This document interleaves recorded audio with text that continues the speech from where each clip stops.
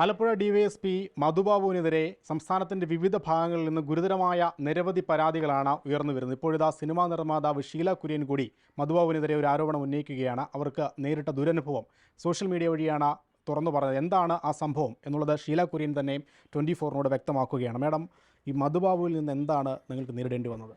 അതായത് 4 വർഷങ്ങൾക്ക് മുമ്പ് ഞാനൊരു സാമ്പത്തിക തട്ടിപ്പിന് ഇരയായതാണ്. എൻ്റെ സുഹൃത്തെന്ന് ഞാൻ വിശ്വസിച്ചിരുന്ന വ്യക്തി എൻ്റെ കയ്യിൽ നിന്ന് കുറേ ലക്ഷങ്ങൾ, അതായത് എൻ്റെ കയ്യിൽ പൈസ ഇല്ലാതിരുന്നിട്ട് ഞാൻ കുറേ ഗോൾഡ് പ്ലെഡ്ജ് ചെയ്തിട്ട് അയാൾക്ക് പലിശയ്ക്കെടുത്ത് അങ്ങനെ ഞാൻ അയാൾക്ക് കൊടുത്ത പൈസയാണ്. അപ്പോൾ അതിന് അനുകൂലമായൊരു തീരുമാനം ഉണ്ടാവാതിരുന്നപ്പോൾ ഞാൻ നേരത്തെ തന്നെ ഒരു വർഷം മുമ്പ് തന്നെ ഞാൻ അയാൾക്ക് പരാതി കൊടുത്തിട്ടുണ്ടായിരുന്നു, SP ക്ക് പരാതി കൊടുത്തായിരുന്നു. അതിന് ഒരു തീരുമാനം ഉണ്ടായില്ല. അതിനുശേഷം കഴിഞ്ഞ ഫെബ്രുവരി 3-ാം തീയതി ഞാൻ ഇതിലൊന്ന് ഇടപെടണമെന്നും പറഞ്ഞിട്ട് ഇവരുടെ ഈ നൗഷാദ് എന്ന് പറഞ്ഞ വ്യക്തിയാണ് എന്നെ പറ്റിച്ചത്. ആളുടെ ബന്ധുവിനെ ഞാൻ വിളിച്ചിട്ട് സാറൊന്ന് ഇടപെടുക ഇതിൽ എന്ന് പറഞ്ഞു.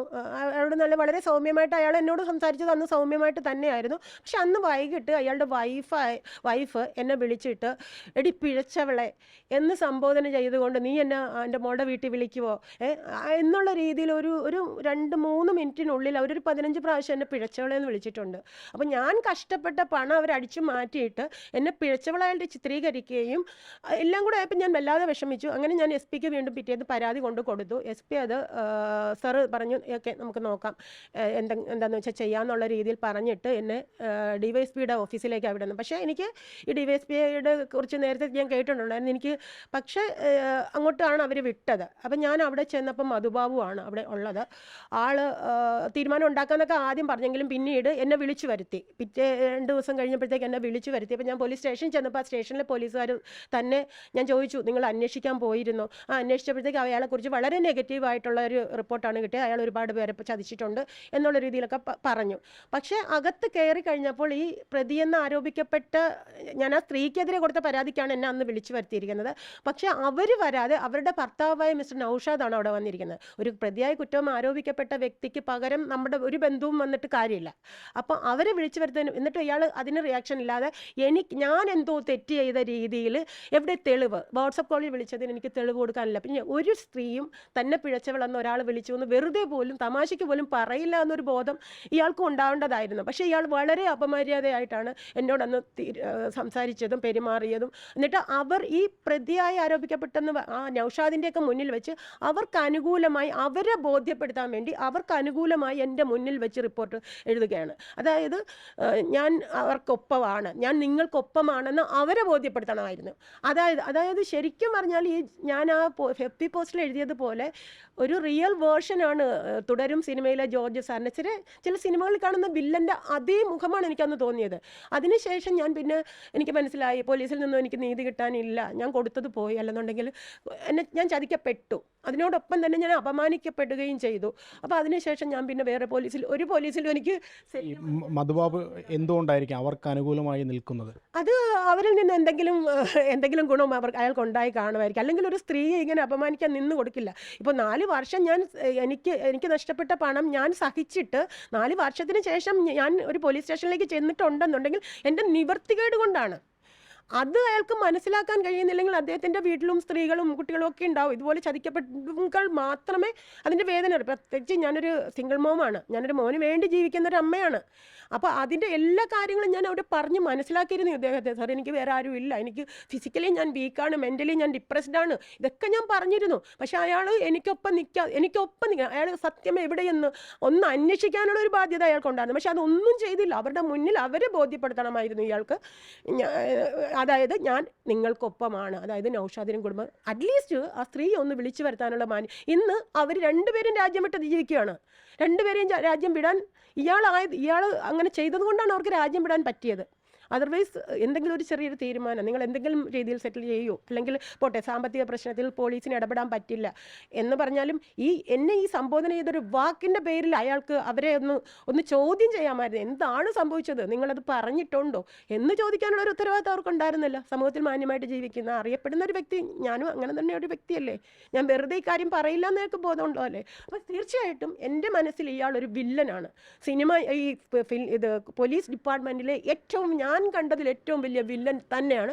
ഇതിനി എന്ത് പ്രത്യാഘാതം ഉണ്ടായാലും ഐ ഡോണ്ട് കെയർ, ഞാനത് സഹിക്കാൻ തയ്യാറാണ്. മധുബാബുവിനെതിരായ പരാതിക്കാരെല്ലാം ഒരു ഉന്നത ഉദ്യോഗസ്ഥൻ ഒരു കുടക്കീഴിൽ കൊണ്ടുവരുന്നത് ആസൂത്രിതമാണ് എന്നുള്ളതാണ് മധുബാബുവിൻ്റെ ഒരു ഫേസ്ബുക്ക് പോസ്റ്റ്. അപ്പോൾ അങ്ങനെ എന്തെങ്കിലും ആരെങ്കിലും താങ്കളെ ബന്ധപ്പെടുകയോ അങ്ങനെ എന്തെങ്കിലും ചെയ്തിട്ടുണ്ടോ?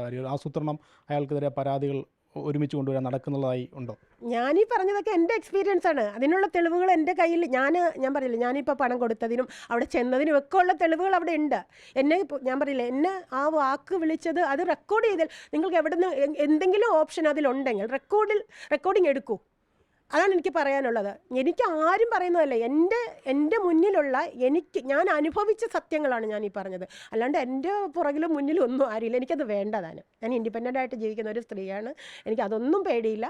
പക്ഷെ ഞാൻ പറഞ്ഞതിൽ 1% പോലും സത്യത്തിൻ്റെ അതല്ലാതെ ഒരു അംശവും ഞാൻ ഇവിടെ മിക്സ് ചെയ്തിട്ടില്ല. പിന്നീട് ഈ പരാതി എന്തായി അറിയില്ല. ഒന്നും എനിക്കൊരു റിപ്പോർട്ടും അതിനെക്കുറിച്ച് തന്നിട്ടില്ല. കാരണം ഇവർ രാജ്യം വിട്ടു, പിന്നെ എന്ത് ചെയ്യാനാ? എന്നെ അധിക്ഷേപിച്ച സ്ത്രീയും അയാളും രാജ്യം വിട്ടു. അയാൾ ഇപ്പോൾ നാട്ടിൽ വരികയാണെങ്കിൽ പോലും അയാൾ ആലപ്പുഴ, അയാളുടെ അമ്പലപ്പുഴയുള്ള വീട്ടിലേക്ക് വരാറില്ല.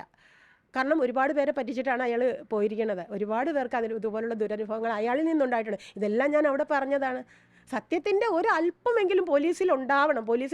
പോലീസുകാർക്കിടയിൽ സത്യമില്ലെങ്കിൽ പിന്നെ ഞങ്ങളെപ്പോലുള്ള പാവങ്ങൾ എന്താ ചെയ്യാൻ പറ്റുക? നമുക്കൊന്നും പറയാനല്ലേ പറ്റൂ, ഇല്ലേ? നമുക്ക് നിയമം കയ്യിൽ എടുത്തുകൊണ്ട് അവരെ എന്തെങ്കിലും ചെയ്യാനുള്ള ഓപ്ഷൻ ഉണ്ടായിരുന്നെങ്കിൽ അത് ചെയ്യാമായിരുന്നു. പക്ഷെ ഒരു കാര്യം മാത്രം, അത്രയും സഹി കെട്ടിട്ടാണ് നമ്മളൊരു പോലീസ് സ്റ്റേഷനിലേക്ക് പ്രത്യേകിച്ച് ഒരു സ്ത്രീ കടന്നു ചെല്ലണമെന്നുണ്ടെങ്കിൽ അത്രയേറെ സഹിച്ചിട്ടും ക്ഷമിച്ചിട്ടും ആയിരിക്കണം. അത് മനസ്സിലാക്കാനുള്ളൊരു കഴിവ് ഒരല്പം, ഒരു 100ൽ 10% പോലീസുകാരിലൊരു നീതിയുക്തമായൊരു തീരുമാനം നമ്മൾ ആഗ്രഹിക്കാനേ നമുക്ക് പറ്റൂ. ശരിയല്ലേ?